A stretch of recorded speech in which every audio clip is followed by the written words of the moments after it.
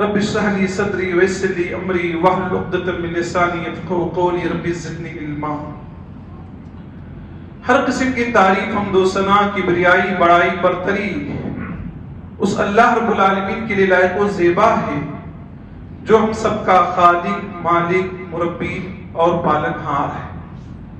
بعدہ کروڑوں درود و سلام نازل ہوں تمام انبیاء کرام پر، خصوصاً آخری پیغمبر رسول معظم سید الانبیاء فخر بنی آدم حضرت محمد مصطفیٰ صلی اللہ علیہ وآلہ وسلم۔ حاضرین جمعہ، آج کے خطبہ جمعہ میں انشاءاللہ جس موضوع کے متعلق گفتگو کرنے کی کوشش کروں گا وہ موضوع ہے رمضان اور قرآن کریم۔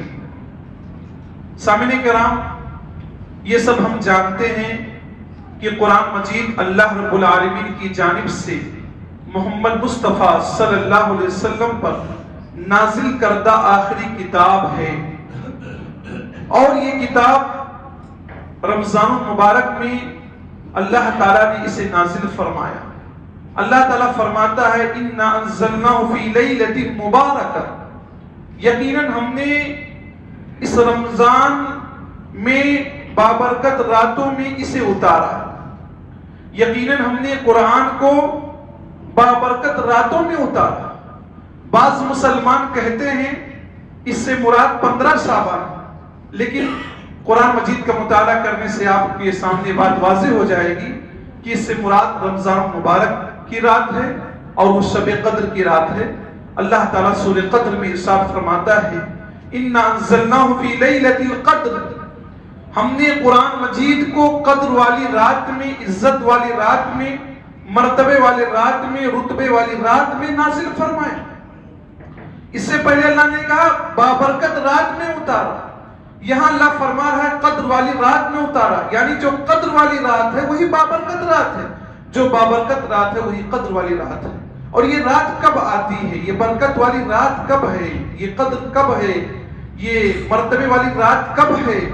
اللہ تعالیٰ فرماتا ہے شہر رمضان الذی انزل فیہ القرآن، سورہ بقرہ میں اللہ تعالیٰ فرماتا ہے شہر رمضان الذی انزل فیہ القرآن، رمضان مبارک کا مہینہ ہی وہ مہینہ ہے جس میں قرآن مجید کو نازل کیا گیا۔ گویا کہ قرآن مجید کا اور رمضان کا گہرا تعلق، اتنا گہرا تعلق ہے کہ اسی مہینے میں اللہ تبارک و تعالیٰ نے قرآن مجید کو نازل فرمایا، جس کی وجہ سے آپ اس مہینے کی عظمت کو سمجھ سکتے ہیں۔ ہدی للناس، یہ قرآن تمام لوگوں کے لیے ہدایت کا ذریعہ ہے، کوئی فرق نہیں مسلم نان مسلم میں، ہر ایک کے لیے ہدایت کا ذریعہ ہے۔ آپ بارہا اخباروں میں پڑھتے ہوں گے، نیوز میں سنتے ہوں گے کہ کتنے لوگ قرآن مجید پڑھ کر مطالعہ کر کے مسلمان ہو گئے۔ ہمارے اخلاق، ہمارے کیریکٹر سے اتنا لوگ متاثر نہیں ہو رہے ہیں جتنا قرآن مجید پڑھ کر متاثر ہو رہے ہیں۔ ہدی للناس، یہ نبی کا بہت بڑا معجزہ ہے جو قیامت تک رہنے والا ہے۔ تمام نبیوں کے معجزے ان کے زمانے میں ختم ہو گئے، نبی کو جو معجزہ ملا قرآن کی شکل میں قیامت تک باقی رہنے والا ہے۔ ہدی للناس بینات من الہدی والفرقان، اس قرآن میں ہدایت کی اور حق و باطل کے درمیان فرق کرنے کی واضح دلیل موجود ہے۔ تم میں سے جو انسان اس ماہ مبارک کو پائے فلیصمہ، تو روزہ رکھ لے۔ ومن کان مریضا، کوئی مریض ہو، بیمار ہے، روزہ نہیں رکھ پا رہا، ڈاکٹروں نے مشورہ دے دیا ہے کہ آپ روزہ نہیں رکھ سکتے، آپ کی زندگی کو خطرہ ہے، یا آدمی سفر پر نکل گیا، سفر میں مشقت ہے، پرابلم ہے، تکلیف ہے، ایسی صورت میں فَعِدَّةٌ مِّنْ أَيَّامٍ أُخَرَ، دوسرے دنوں میں روزے کی قضا کرنا ہے۔ میرے بتلانے کا مقصد یہ ہے کہ رمضان مبارک ہی کے مہینے میں قرآن مجید کو نازل کیا گیا ہے۔ اور صحیح بخاری کی روایت آپ پڑھیں گے، ابن عباس رضی اللہ عنہ روایت کے راوی فرماتے ہیں کہ اللہ کے نبی صلی اللہ علیہ وسلم سب سے زیادہ سخی تھے، سب سے زیادہ فیاض تھے، اللہ کے راستے میں مال و دولت کو بے شمار خرچ کرتے تھے، اور یہ صدقہ و خیرات کی کیفیت مزید رمضان میں بڑھ جایا کرتی تھی۔ اور اس وقت بڑھ جایا کرتی تھی. آپ صدقہ خیرات میں اس وقت آگے ہو جایا کرتے تھے جب جبریل امین سے ملاقات کرتے رمضان المبارک میں. اور رمضان المبارک کی ہر رات میں جبریل امین سے نبی کریم صلی اللہ علیہ وسلم ملتے, اور ملنے کے بعد نبی کریم صلی اللہ علیہ وسلم جبریل امین کو قرآن مجید سنایا کرتے تھے. اور آپ کو یہ بات معلوم ہے کہ جس سال نبی کریم صلی اللہ علیہ وسلم کا انتقال ہوا, اس سال نبی کریم صلی اللہ علیہ وسلم نے حضرت جبریل کو 2 مرتبہ قرآن مجید سنایا تھا. رمضان مبارک میں خصوصاً اسپیشل آپ انتظام کر رہے ہیں, سنا رہے ہیں جبریل امین کو. ہمیں اور آپ کو بھی چاہیے کہ اس بابرکت مہینہ جو چند دنوں میں آنے والا ہے, اللہ نے چاہا تو بدھ کی شام کو تراویح کی نماز ہوگی, جو آنے والا ہے, ہمیں اور آپ کو قرآن سے اپنے لگاؤ کو بڑھانا ہوگا اور اس پر توجہ دینا ہوگا. اور اللہ کے نبی کے بارے میں اسی حدیث میں ہے کہ آپ صلی اللہ علیہ وسلم تیز ہواؤں سے بھی زیادہ صدقہ خیرات کرتے تھے. یہاں پر ایک پیغام کہ اللہ نے اگر آپ کو دولت دیا ہے تو اپنے گھر تک سیمت نہ رہے, محدود نہ رہے, بلکہ آپ کی خیرات کا دائرہ بڑھتا چلا جائے, بڑھتا چلا جائے. جیسے ہوائیں ہر گھروں میں پہنچنے کی کوشش کرتی ہیں, جہاں ضرورت ہوتی ہے وہیں پر آپ کا صدقہ, آپ کا مال پہنچے, مستحق تک پہنچے, یہ ہونا چاہیے. معزز مسلمان بھائیوں, قرآن مجید یہ بے مثل کتاب ہے. اس جیسی کتاب ایک آیت کوئی پیش نہیں کر سکتا. لوگ کہتے تھے جادوگر کا کلام ہے, یہ ساحر کا کلام ہے. اللہ نے فرمایا, چیلنج کیا عرب والوں کو کہ تم کو اپنے عربی ہونے پر ناز ہے. وہ عرب والے, وہ مکہ والے جو اپنے آپ کو عربی کہا کرتے تھے اور ہم جیسے لوگوں کو عجمی, ان پڑھ کہا کرتے تھے, اللہ تعالیٰ نے کہا اپنے پڑھے ہونے کا دعویٰ تو کرتے ہو, قُلْ لَئِنِ اسْتَمَعَتِ الْإِنسُ وَالْجِنُّ عَلَىٰ أَن يَأْتُوا بِمِثْلِ هَٰذَا الْقُرْآنِ, کہ پوری انسانیت اکٹھا ہو جائے, انسان جنات اکٹھا ہو جائیں اور چاہیں اس قرآن جیسا قرآن لے آئیں, نہیں لا سکتے. گرچہ ایک دوسرے کا سپورٹر ہی کیوں نہ بن جائے, ہیلپ کرنے والا ہی کیوں نہ بن جائے, اس جیسا کلام پاک پیش نہیں کر سکتے. یہ وہ کتاب ہے جس کتاب میں ذرہ برابر شک کی گنجائش نہیں. سورہ بقرہ میں اللہ تعالیٰ ارشاد فرماتا ہے, الف لام میم ذالک الکتاب لا ریب فیہ ھدی للمتقین. یہ وہ کتاب ہے جس کتاب میں ذرہ برابر شک کی گنجائش نہیں. دنیا کی تمام کتابوں کو اٹھا کر دیکھ لیں, اس میں شک ہوتا ہے. شک کیا, ان کے علماء نے ان میں گڑبڑیاں کر دی, ملاوٹ کر دیا. آپ جانتے ہیں اللہ تعالیٰ نے تورات نازل کیا, زبور کو نازل کیا, صحف ابراہیم کو نازل فرمایا, صحف موسیٰ کو نازل فرمایا, قرآن مجید کو نازل فرمایا. لیکن اللہ تعالیٰ نے قرآن مجید کے علاوہ کسی بھی آسمانی کتاب کی حفاظت کی گارنٹی نہیں لی تھی. اسی وجہ سے ان میں ملاوٹ کر دیا گیا. ان کے علماء نے, پادریوں نے, رہبانیوں نے اس میں ملاوٹ کر دیا, من موافق اس کو ڈھالنے کی کوشش کیا. لیکن قرآن مجید میں زیر و زبر کا فرق نہیں ہے. وہ اس وجہ سے نہیں ہے کیونکہ اس کتاب کی حفاظت کی گارنٹی اللہ تعالیٰ نے لی ہے. اِنَّا نَحْنُ نَزَّلْنَا الذِّكْرَ وَإِنَّا لَهُ لَحَافِظُونَ. یقیناً ہم نے ہی قرآن مجید کو نازل کیا ہے اور ہم ہی اس کی حفاظت کریں گے, ہم ہی اس کی رکشا کریں گے اور ہم اس میں کوئی گڑبڑی نہیں ہونے دیں گے. یہ تو کتابیں سب اللہ نے نازل فرمائی تھی جن کا میں نے ذکر کیا, لیکن ان کی حفاظت کی گارنٹی اللہ نے نہیں لی تھی. قرآن کی حفاظت کی گارنٹی اللہ نے لی ہے. یہ وجہ ہے کہ دنیا کے چپے چپے میں حافظ قرآن پائے جاتے. اللہ نے ذریعہ بنا دیا, اللہ نے سبب بنایا حفاظ کو. 10 سال کا بچہ, 11 سال کا بچہ, 12 سال کا بچہ آپ کا ہمارا قرآن مجید کو پڑھ کر سنا دیتا ہے, زیر و زبر کا فرق نہیں آتا. یہ اس لیے ہے کہ اللہ تعالیٰ نے اس کتاب کی حفاظت کی گارنٹی دی. معزز مسلمان بھائیوں, اس کتاب کے پڑھنے پر ہر حرف پر 10 نیکی ملتی ہے. جامع ترمذی کی روایت ہے, عبداللہ بن مسعود فرماتے ہیں کہ اللہ کے رسول صلی اللہ علیہ وسلم فرماتے ہیں کہ میں یہ نہیں کہتا کہ الف لام میم ایک حرف ہے, بل الف حرف ولام حرف ومیم حرف. الف لام میم میں یہ نہیں کہتا کہ ایک حرف ہے, بلکہ الف ایک حرف ہے, لام ایک حرف ہے, میم ایک حرف ہے. قرآن مجید کی ایک حرف پڑھنے پر انسان کو 10 نیکی ملتی ہے، جامع ترمذی کی روایت، اور الف لام میم کسی نے کہہ دیا اسے 30 نیکیاں مل گئی۔ تو قرآن مجید کی تلاوت پر، ہر حرف کی تلاوت پر 10 نیکی ملتی ہے۔ اور قرآن مجید یہ پوری دنیا کی ہدایت کے لیے نازل کیا گیا، ہدی للناس، تمام لوگوں کی ہدایت کے لیے ہے، کسی گوشے کسی خطے کے لیے نہیں، کسی ملک کے لیے خاص نہیں، پوری دنیا کی انسانیت کے لیے یہ ہدایت کے لیے نازل کیا گیا۔ اور یہ کتاب سیدھے راستے کی طرف رہنمائی کرتی ہے۔ ان ھذا الکتاب یہدی للتی ہی اقوم، یہ کتاب سب سے سیدھے راستے کی طرف لے جاتی ہے۔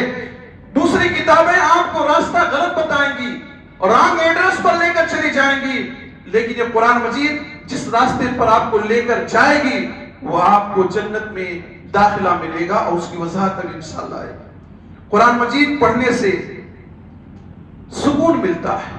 آج مسلمان سکون ڈھونڈتا ہے، آج انسان سکون ڈھونڈ رہا ہے، لیکن سکون قرآن مجید میں ڈھونڈنے کی کوئی کوشش نہیں کر رہا۔ کوئی گانے سن کر سکون پانے کی کوشش کر رہا ہے، کوئی فلم دیکھ کر سکون پانے کی کوشش کر رہا ہے، کوئی ڈرامے سن کر دیکھ کر سکون حاصل کرنے کی کوشش کر رہا ہے، اور ماں بہنیں سیریل دیکھ کر اپنے آپ کو بزی کر رہی ہیں۔ سچ یہ ہے کہ قرآن مجید میں سکون ہے، اللہ کا فرمان ہے، الا بذکر اللہ تطمئن القلوب، اللہ کے ذکر سے دلوں کو سکون ملتا ہے، دلوں کو اطمینان ملتا ہے۔ بی پی کی دوا آپ کھا رہے ہیں، کھائیں، لیکن قرآن مجید کی تلاوت میں جو سکون آپ کو ملے گا وہ پڑھ کر آپ محسوس کریں گے کہ کتنا اس کے پڑھنے میں سکون ملتا ہے۔ معزز مسلمان بھائیوں، حضرت اسید بن حضیر فرماتے ہیں کہ ایک مرتبہ سورہ بقرہ کی تلاوت کر رہے تھے، ان کے پاس ایک گھوڑا بندھا ہوا تھا، گھوڑا بدکنے لگا، کودنے لگا، اچھلنے لگا۔ جیسے انہوں نے قرآن مجید کی تلاوت کو بند کیا، گھوڑا اسٹاپ ہو گیا، گھوڑا رک گیا۔ پھر دوسری مرتبہ سیکنڈ ٹائم انہوں نے قرآن مجید کی تلاوت شروع کیا تو گھوڑا پھر بدکنے لگا، کودنے لگا، اچھلنے لگا۔ پھر یہ خاموش ہوئے تو گھوڑا بھی خاموش ہو گیا، اور تیسری مرتبہ جب انہوں نے شروع کیا تو بدکنے لگا گھوڑا۔ وہیں پر ان کا لڑکا یحییٰ موجود تھا، چھوٹا بچہ تھا۔ ان کو ڈر محسوس ہوا کہ گھوڑا اسی طرح اچھل کود کرے گا تو بچے کو تکلیف پہنچا سکتا ہے، اس لیے یحییٰ کو انہوں نے اٹھایا اور دور کر دیا۔ اور صبح کو اس واقعے کا ذکر فرمایا نبی کریم صلی اللہ علیہ وسلم سے۔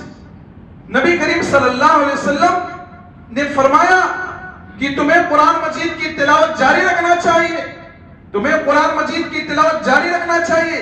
کہ اللہ کے نبی میں پڑھ رہا تھا، میرے بچے کا مجھے ڈر ہوا کہ کہیں وہ گھوڑا میرے بچے کو کچل نہ دے۔ میں نے آسمان میں دیکھا سایہ ہے اور چراغ کے مانند اس میں روشنی ہے، لیکن کچھ دیر کے بعد میں نے دیکھا تو غائب ہو گئے۔ نبی نے فرمایا وہ فرشتے تھے، اگر تم قرآن مجید اسی طرح تلاوت کرتے جاتے اور پڑھتے جاتے، کنٹینیو جاری رکھتے، صبح ہوتی تمام لوگ دیکھ لیتے کہ فرشتے نیچے آ گئے ہیں، اور فرشتے کسی سے چھپ نہیں سکتے تھے۔ ایک طرح سے وہ سکون اور اطمینان نازل ہو رہا تھا قرآن مجید کی تلاوت سے، جو آپ کی نہ پڑھنے کی وجہ سے، روک دینے کی وجہ سے وہ سلسلہ ختم ہو گیا۔ پتہ کیا چلا؟ قرآن مجید کی تلاوت سے سکون نازل ہوتا ہے، اطمینان نازل ہوتا ہے، فرشتے نازل ہوتے ہیں۔ معزز مسلمان بھائیوں، قرآن مجید یہ شفا ہے، مریض دلوں کے لیے بھی شفا ہے، جن کے دلوں میں شرک ہے، کفر ہے، نفاق ہے، بددینی ہے، قرآن مجید سننے سے وہ مسلمان ہو جاتے ہیں۔ اور قرآن مجید جہاں روحانی علاج ہے وہاں جسمانی علاج ہے۔ آدمی بیمار ہو، پریشان ہو، ڈاکٹروں کی دوائیاں کھا کھا کر تھک گیا ہو اور اسے ریلیف، آرام نہ مل رہا ہو، قرآن مجید پڑھ کر، قرآن مجید کی سورت پڑھ کر، سورہ فاتحہ پڑھ کر، کوئی اور سورت پڑھ کر دم کر دے، انشاءاللہ وہ شفایاب ہو جائے۔ معزز مسلمان بھائیوں، اس تعلق سے میں ایک واقعہ ذکر کر دوں۔ صحیح بخاری کی روایت ہے، حضرت ابو سعید خدری رضی اللہ عنہ فرماتے ہیں کہ اللہ کے نبی کریم صلی اللہ علیہ وسلم کے چند صحابہ ایک گاؤں میں گئے، اور وہاں پہنچنے کے بعد ان لوگوں نے گاؤں والوں سے مہمان نوازی کا مطالبہ کیا، لیکن ان لوگوں نے صحابہ کرام کی مہمان نوازی نہیں کیا۔ کسی کے یہاں مہمان جائے ریسپیکٹ کرنا چاہیے، اہلاً و سہلاً کہنا چاہیے، مرحبا کہنا چاہیے، ویلکم کہنا چاہیے، خوش آمدید کہنا چاہیے، لیکن ان لوگوں نے صحابہ کرام کی میزبانی نہیں کی۔ اتفاق کی بات، اس گاؤں کے کسی سردار کو کسی زہریلے جانور نے، بچھو نے یا کسی نے ڈنک مار دیا، ڈس لیا۔ ان لوگوں نے علاج و معالجے کی بہت کوشش کی، علاج و معالجے کی کوشش کی، تھک ہار گئے۔ کسی نے کہا ایک قافلہ آیا ہے عرب سے، ہو سکتا ان کے پاس کوئی علاج ہو۔ یہ لوگ جب گئے، ان سے اس مسئلے کو ذکر کیا تو ایک صحابی نے کہا کہ ہم فری میں علاج نہیں کریں گے، فیس لگے گی، کیونکہ تم لوگوں نے مہمان نوازی نہیں کی ہے۔ اور بچن بکریوں پر ان کی بات طے ہوئی، سورہ فاتحہ انہوں نے پڑھا، اور پڑھنے کے بعد سردار کے اوپر دم کیا۔ ایسا محسوس ہوا کہ وہ سردار کسی رسی میں بندھا ہوا تھا، کھل گیا اور چلنے پھرنے لگا۔ صحابہ کرام جو ساتھ میں موجود تھے، کہا بکریوں کو بانٹ لیا جائے، اور کتنی بکری ملی؟ 30 بکریاں ملی۔ سورہ فاتحہ پڑھ کر دم کیا، 30 بکری مل گئی۔ کچھ لوگ اعتراض کرتے ہیں کہ حافظ جی کو رمضان میں اتنا دے دیا گیا، اتنا دے دیا گیا۔ ذرا سوچے، سورہ فاتحہ پڑھنے پر 30 بکری عنایت کر دی گئی، اور 30 بکری کی قیمت آپ اندازہ لگا لیں کتنے ہوگی اس وقت۔ معزز مسلمان بھائیو، صحابہ کرام میں سے کچھ نے کہا کہ بانٹ لو، تو جنہوں نے رقیہ کہا تھا نہیں نہیں، ہم اس کو اس وقت تک نہیں بانٹیں گے جب تک مسئلہ کے بارے میں واضح طور پر نبی سے پوچھ نہ لیں گے جائز ہے کہ ناجائز، کیونکہ قرآن مجید پڑھ کر دم کرنے پر ہم نے پیسہ لیا ہے، ہم نے بکریاں لی ہیں، معاوضہ لیا ہے، ایک نئی چیز ہے، ہم نہیں لیں گے، ہم ابھی نہیں بانٹیں گے جب تک نبی کریم صلی اللہ علیہ وسلم سے پوچھ نہیں لیتے۔ آج ہمارے نوجوان کسی مسئلے میں ڈاؤٹ ہے، پہلے کر لیں گے، بعد میں کسی عالم سے رجوع کریں گے کہ میں نے ایسا کر لیا ہے، اب آپ کی رائے کیا ہے۔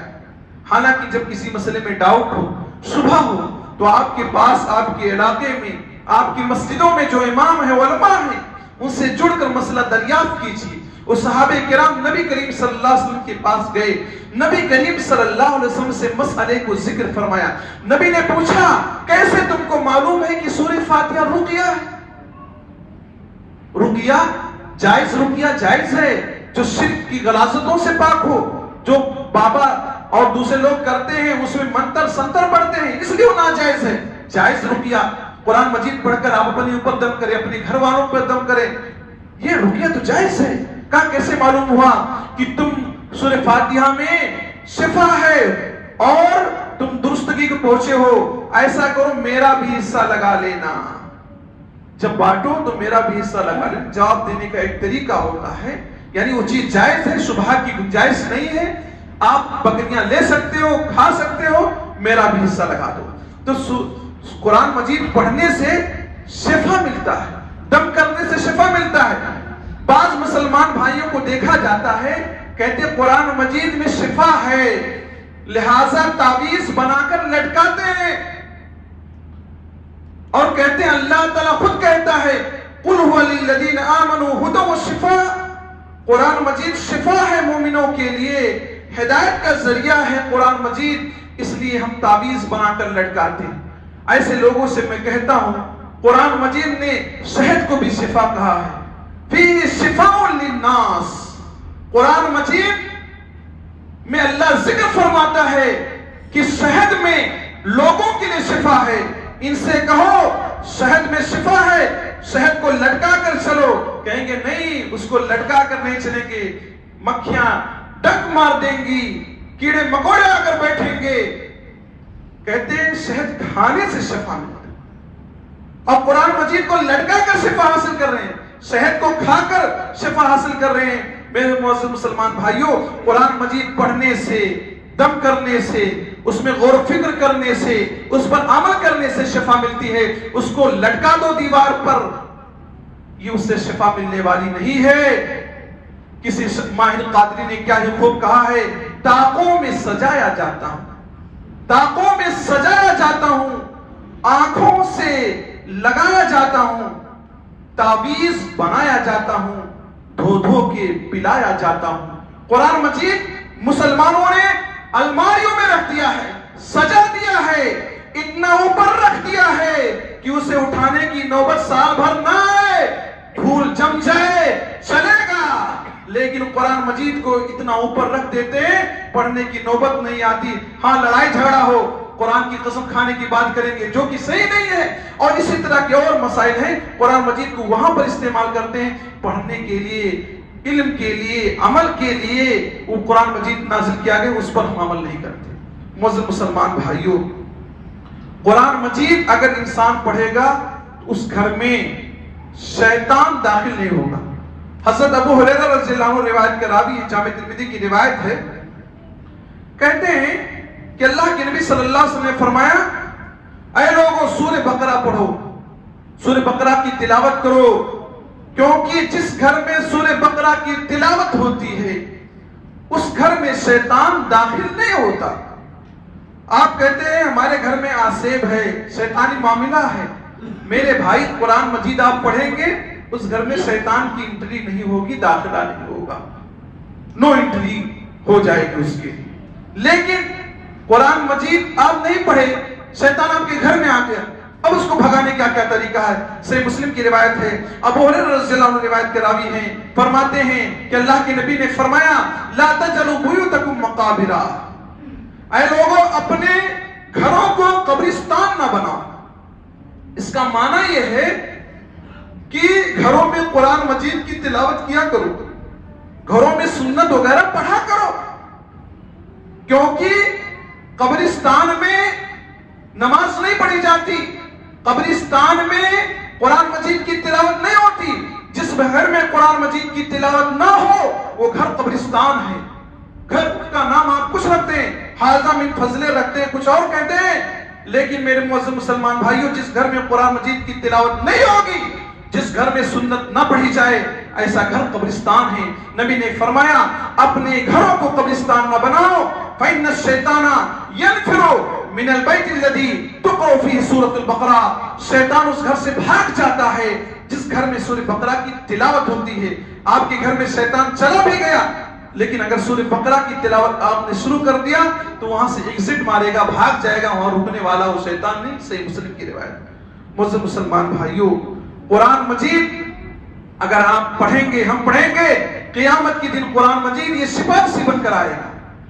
اللہ کے نبی فرماتے ہیں، ابو امامہ الباہلی رضی اللہ عنہ روایت کے راوی ہیں، صحیح مسلم کی حدیث ہے، اقرأوا القرآن فإنه يأتي يوم القیامة شفیعا لأصحابہ، اے لوگوں قرآن مجید کی تلاوت کیا کرو، کیونکہ قرآن مجید قیامت کے دن اپنے پڑھنے والے کے لیے سپاہی بن کر آئے گا، اللہ سے کہے گا اور اللہ اس کی بات سنے گا، جس کی وضاحت مسند احمد کی روایت میں ہے۔ عبداللہ بن عمرو بن عاص رضی اللہ عنہ سے روایت ہے، فرماتے ہیں کہ اللہ کے نبی کریم صلی اللہ علیہ وسلم نے ارشاد فرمایا، الصیام والقرآن یشفعان للعبد یوم القیامہ، روزہ اور قرآن قیامت کے دن اپنے پڑھنے والوں کے لیے، روزہ رکھنے والوں کے لیے سفارش کریں گے۔ یقول القرآن، قرآن کہے گا، اے ربی منعت النوم باللیل، میں نے اس بندے کو رات میں قرآن مجید پڑھنے سے، میں نے اس کو رات میں سونے سے روک دیا، رات میں سوتا کم تھا، قرآن مجید پڑھتا تھا، قرآن مجید کی تلاوت کی وجہ سے یہ رات میں سوتا کم تھا، فشفعني فيه، اے اللہ میری سفارش کو قبول فرما لے۔ اور روزہ کہے گا کہ اے اللہ میں نے اس کو دن میں کھانے پینے سے روک دیا تھا، اے اللہ میری سفارش قبول کر لے۔ اللہ کے نبی فرماتے ہیں فیشفعان، روزہ کی بھی بات مان لی جائے گی اور قرآن کی بھی بات مان لی جائے گی، اور ایسا آدمی جنت کے اندر جائے گا۔ یہاں پر ایک پوائنٹ ہے کہ قرآن کہے گا اللہ میں نے رات میں اسے سونے سے روکا تھا۔ غور کرنے کی بات ہے، ہمیں اپنی نیند کو قربان کرنا ہوگا۔ تراویح میں قرآن مجید کی تلاوت ہوتی، لوگ بھاگ جاتے ہیں، آپ گھروں پر بھی قرآن مجید کی تلاوت کریں۔ عام دنوں میں جتنا سوتے تھے اس سے کم سوئیں، اور رات میں جاگ کر قرآن مجید پڑھیں۔ رات میں جاگ کر قرآن مجید کیا بات کریں، دن میں بھی لوگ قرآن مجید نہیں پڑھتے، رات میں کیا پڑھیں گے؟ آج یہ حالت ہے، ہر چیز کے لیے ٹائم ہے، فیس بک کے لیے ٹائم نکالتے ہیں، واٹس ایپ کے لیے ٹائم نکالتے ہیں، ہر چیز کے لیے آپ ٹائم نکالتے ہیں، لیکن قرآن مجید کے لیے ٹائم نہیں نکالتے ہیں۔ بڑے افسوس کے ساتھ کہنا پڑتا ہے، قرآن مجید سے جو اعراض کرے گا دنیا میں اسے سکون ملنے والا نہیں، اسے دنیا میں اطمینان ملنے والا نہیں، ایسا آدمی ذلیل و خوار ہوگا، اور قیامت کے دن اللہ تعالیٰ ایسے آدمی کو اندھا کر کے اٹھائے گا جو دنیا میں قرآن مجید کی طرف دیکھتا نہیں ہے، قرآن مجید سے اعراض کرتا ہے، قرآن مجید کی باتوں سے دور بھاگتا ہے۔ اللہ فرماتا ہے وَمَنْ أَعْرَضَ عَنْ ذِكْرِي فَإِنَّ لَهُ مَعِيشَةً ضَنْكًا، جو میرے ذکر سے، میرے کلام سے اعراض کرے گا فَإِنَّ لَهُ مَعِيشَةً ضَنْكًا، اس کی دنیاوی زندگی ہم اجیرم بنا دیں گے، تنگ بنا دیں گے، دقت ہوگی، پرابلم ہوگی، پریشانی ہوگی۔ وَنَحْشُرُهُ يَوْمَ الْقِيَامَةِ أَعْمَىٰ، اور قیامت کے دن ہم اسے اندھا کر کے اٹھائیں گے، دیکھے گا نہیں وہاں۔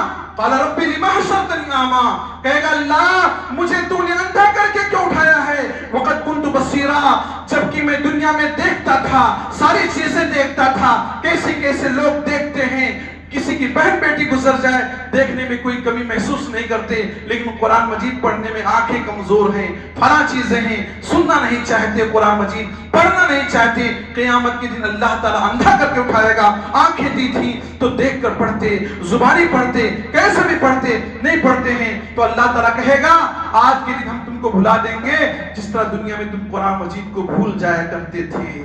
قرآن مجید رکھ دیا، بھول گئے کب اٹھایا تھا، آخری مرتبہ قرآن مجید کی تلاوت کب کی تھی بھول گئے ہیں، بہت زمانہ ہو گیا، بہت دن ہو گیا۔ اللہ تعالیٰ سکون نہیں دے گا، آپ کماتے جاؤ سکون نہیں ملے گا، کیونکہ میرا رب کہتا ہے میرے قرآن سے اعراض کرنے والے کو سکون نہیں ملے گا، اطمینان نہیں ملے گا، دنیا پریشانی میں رہے گی۔ آپ کو نظر آتا ہے کہ وہ زیادہ پیسے کماتا ہے، اس کی لائف سکون سے گزر رہی ہے، صحیح بات یہ ہے جو قرآن سے دور رہے گا اس کی لائف سکون سے نہیں گزرے گی، اس کا شیطان ساتھی ہوگا۔ وَمَن يَعْشُ عَنْ ذِكْرِ الرَّحْمَٰنِ نُقَيِّضْ لَهُ الشَّيْطَانَ فَهُوَ لَهُ قَرِينٌ، جو رحمان کے ذکر سے، رحمان کے قرآن سے اعراض کرتا ہے اللہ تعالیٰ اس کا ساتھی شیطان کو بنا دیتا ہے، اور وہ برا ساتھی ہے۔ مسلمان بھائیو، قرآن مجید سے اگر آپ جڑیں گے دنیا میں عزت ملے گی، عہدہ ملے گا، منصب ملے گا۔ صحیح مسلم کی ایک روایت ہے، نافع بن عبد الحارث بیان کرتے ہیں کہ ان کی ملاقات حضرت عمر بن خطاب سے مقام عثمان میں ہوئی۔ عثمان ایک جگہ ہے، کہتے ہیں کہ عمر بن خطاب نے ان سے پوچھا کہ مکہ کا ذمہ دار کس کو بنائے ہوئے؟ نافع بن عبد الحارث مکہ کے ذمہ دار گورنر ہوا کرتے تھے، تو انہوں نے کہا مکہ کا ذمہ دار اس وقت ابن ابزہ کو ہم نے بنایا ہے۔ تو عمر بن خطاب نے کہا ابن ابزہ کون ہے، ان کا بایو ڈاٹا بتاؤ، کون ہے وہ، کیسے آدمی ہے؟ کہا وہ ہمارے آزاد کردہ غلاموں میں سے ایک غلام۔ آپ لوگ آزاد پہلے سے ہیں، غلام نہیں، غلام کو خرید کر آزاد کر دیا، ہمارے آزاد کردہ غلاموں میں سے غلام۔ تو عمر بن خطاب نے کہا کیا مکہ جیسی سرزمین کا گورنر، ذمہ دار، والی تم نے ایک غلام کو بنایا؟ تو اس وقت انہوں نے کہا، نافع بن عبد الحارث نے کہا انہو قارئ لکتاب اللہ عز وجل وانہو عالم بالفرائض۔ اے عمر بن خطاب رضی اللہ عنہ، وہ قرآن کے کتاب کے قاری ہیں، حافظ ہیں، قرآن مجید کے جانکار ہیں، اور علم میراث کے جانکار ہیں۔ یہ کوالٹی ان کے اندر ہے، قرآن سے ان کا لگاؤ ہے، قرآن پڑھتے ہیں، قرآن کے حافظ ہیں۔ اسی بیس پر میں نے، گرچہ وہ آزاد کردہ غلام ہیں، میں نے مکہ جیسے سرزمین کی ذمہ داری ان کو سونپی ہے۔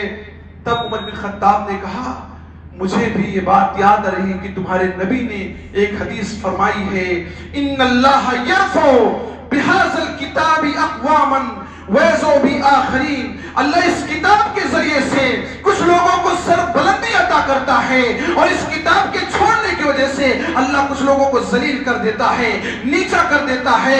آج مسلمان ذرا غور کریں اس شعر پر، وہ معزز تھے زمانے میں مسلمان ہو کر، وہ معزز تھے زمانے میں مسلمان ہو کر، اور ہم خار ہوئے تاریخ قرآن ہو کر۔ ہر کوئی مسلمانوں کے عروج کی کہانی تو سناتا ہے، زوال کی کہانی سناتے ہوئے ڈر لگتا ہے، اس لیے ڈر لگتا ہے قرآن مجید کی تلاوت ہمارے گھروں سے نہیں آتی.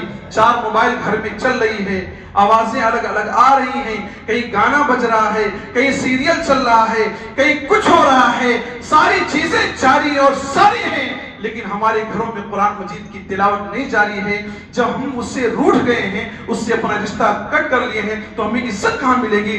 درس قرآن نہ اگر ہم نے بھلایا ہوتا, درس قرآن نہ اگر ہم نے بھلایا ہوتا, یہ زمانہ نہ زمانے نے دکھایا ہوتا.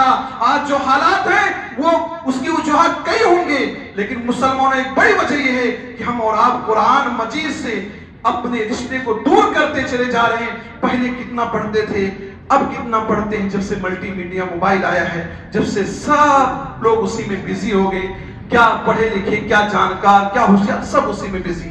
معزز مسلمان بھائیوں, قرآن مجید کے کچھ تقاضے ہیں. قرآن مجید کا پہلا تقاضا یہ کہ اس کی تلاوت کی جائے. وَرَتِّلِ الْقُرْآنَ تَرْتِيلًا, قرآن مجید کو ٹھہر ٹھہر کر پڑھو. اللہ تعالیٰ آرڈر دیتا ہے اپنے نبی کو, قرآن مجید کی تلاوت آپ کیجئے. نبی کے ذریعے یہ میسج, یہ پیغام ہے ہم پبلک کے لیے کہ ہر ایک کو قرآن مجید پڑھنا چاہیے اور قرآن ٹھہر ٹھہر کر پڑھنا چاہیے. صحیح بخاری کی روایت ہے, اللہ تعالیٰ نے کسی کی آواز کو اتنا دھیان سے نہیں سنا جتنا نبی کی ترتیل کو دھیان سے سنا ہے. ترتیل سے ٹھہر ٹھہر کر پڑھو, اور قرآن مجید کی جب تلاوت ہو تو غور سے سنو. کچھ لوگوں کو دیکھا گیا, موبائل چالو کر دیا, کچن کا کام چل رہا ہے, برتن دھویا جا رہا ہے, لڑکے لڑائی کر رہے ہیں, آوازیں آ رہی ہیں, قرآن مجید کی تلاوت دب کر رہ جاتی ہے. یہ معاملہ نہیں ہونا چاہیے. قرآن مجید کی تلاوت ہو تو غور سے سنا جائے. اللہ کا فرمان ہے, وَإِذَا قُرِئَ الْقُرْآنُ فَاسْتَمِعُوا لَهُ وَأَنصِتُوا, اے لوگو جب قرآن مجید کی تلاوت ہو تو کان لگا کر سنو اور خاموش ہو جایا کرو, خاموش ہو جایا کرو, غور سے سنا کرو, دماغ لگا کر سنا کرو, ادھر ادھر بزی نہ ہو جایا کرو. اور قرآن مجید کی تلاوت کو نہ سننا یہ کافروں کا کام ہے, یہ غیر مسلموں کا کام ہے.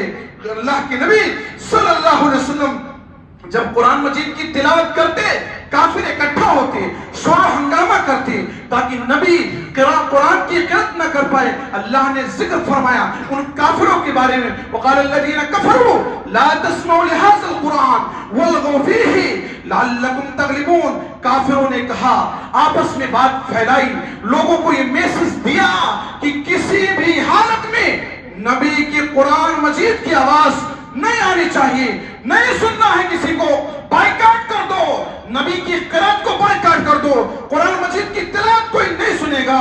اور اگر قرآن مجید کی تلاوت کی آواز کہیں آ رہی ہے تو وہاں پر شور ہنگامہ کرنا ہوگا. یہ ان کی طرف سے پاس تھا معاملہ, لیکن کہیں کہیں لوگ روئی نکال کر سن لیتے تھے, مسلمان ہو جایا کرتے تھے. قرآن مجید کو سننا بھی چاہیے, غور سے سننا چاہیے. قرآن مجید کا دوسرا تقاضا یہ ہے, اس میں غور فکر کرنا چاہیے. قرآن مجید کو لوگ بغیر سمجھ کر پڑھتے ہیں. یہ افسوس کی بات ہے, جو قرآن مجید ہمارے اور آپ کی ہدایت کے لیے نازل کی گئی, اس میں لوگ بغیر غور و فکر کے پڑھتے ہیں. غور و فکر نہ کرنے والے, ان کو توفیق نہیں ملتی ہے. اللہ فرماتا ہے, افلا یتدبرون القرآن ام علی قلوب اقفالها, یہ لوگ قرآن مجید میں غور و فکر کیوں نہیں کرتے, یہ لوگ قرآن مجید میں سوچتے کیوں نہیں, سرچ کیوں نہیں کرتے. کیا ان کے دلوں پر لاک لگ گیا ہے, کیا ان کے دلوں پر تالا لگ گیا ہے؟ پتہ کیا چلا, جو قرآن مجید میں غور و فکر نہیں کرتا, سرچ نہیں کرتا, سمجھنے کی کوشش نہیں کرتا, اس کے دل پہ لاک لگا ہوا ہے, اس کے دل پہ تالا لگا ہوا ہے. برا ہو ان لوگوں کو جو مسلمانوں کو بھی قرآن مجید کو سمجھنے سے روکتے ہیں. کہتے ہیں ترجمہ کی کتاب مت پڑھو, مسجدوں سے درس قرآن لوگ نہیں دیتے ہیں. کہتے ہیں قرآن مجید مشکل ہے, سمجھنا تمہارا کام نہیں. بڑے بڑے جامعات سے, بڑے بڑے مدارس سے جو فارغ ہوں گے وہی قرآن مجید سمجھ پائیں گے. میں کہتا ہوں ساری دنیا کی ہدایت کے لیے قرآن مجید نازل کیا گیا. کیا آپ نہیں سمجھ سکتے, ہم نہیں سمجھ سکتے؟ کیا اللہ نہیں جانتا تھا کہ پڑھے لکھے لوگ اور کچھ کم پڑھے لکھے لوگ بھی ہیں؟ اللہ فرماتا ہے وَلَقَدْ يَسَّرْنَا الْقُرْآنَ لِلذِّكْرِ فَهَلْ مِن مُدَّكِرٍ، ہم نے قرآن مجید کو نصیحت کے لیے آسان بنایا ہے، کیا ہے کوئی سوچنے والا، کیا ہے کوئی غور کرنے والا، کیا ہے کوئی فکر کرنے والا، کیا ہے کوئی سمجھنے والا؟ اللہ کہتا ہے قرآن مجید آسان ہے، اور اگر کوئی مولوی کہے، کوئی آدمی کہے کہ قرآن مجید مشکل ہے، تم سمجھ نہیں سکتے، انگلش تم سمجھتے ہو، دوسری زبانیں تم سمجھتے ہو، کیا قرآن مجید نہیں سمجھ سکتے؟ جس کو اللہ تعالیٰ نے آسان بنایا اس میں غور فکر کرنا ہے، اس کو سمجھنا ہے، اور قرآن مجید کا تیسرا تقاضا عمل کرنا ہے، عمل کرنا ہے، یہ صرف سینے سے لگا لو کام نہیں چلے گا، عمل کرنا ہے۔ اور چوتھا تقاضا یہ ہے قرآن مجید کی تبلیغ کرنا ہے، قرآن مجید کا پرچار کرنا ہے۔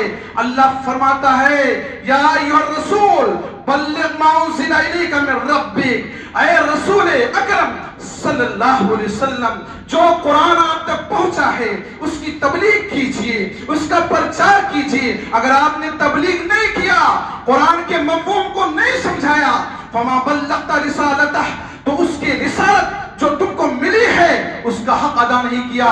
قرآن مجید کی تبلیغ کرو گے تو اللہ تمہاری حفاظت فرمائے گا۔ اللہ فرماتا ہے واللہ یعصمک من الناس، اللہ تمہاری حفاظت فرمائے گا، کوئی تم کو ٹچ نہیں کر سکتا، کوئی تم کو ستا نہیں سکتا۔ نبی کو یہ حکم ہے قرآن مجید کی تبلیغ کرو، حفاظت کرنا میرا کام ہے۔ پوری دنیا نبی کے مخالف تھی، کیا کوئی مار پائے؟ نبی کو تبھی موت آئی، گھر تک گھیر لیا، لیکن اللہ نے سیفٹی کے ساتھ مکہ سے نکال کر مدینہ پہنچا دیا۔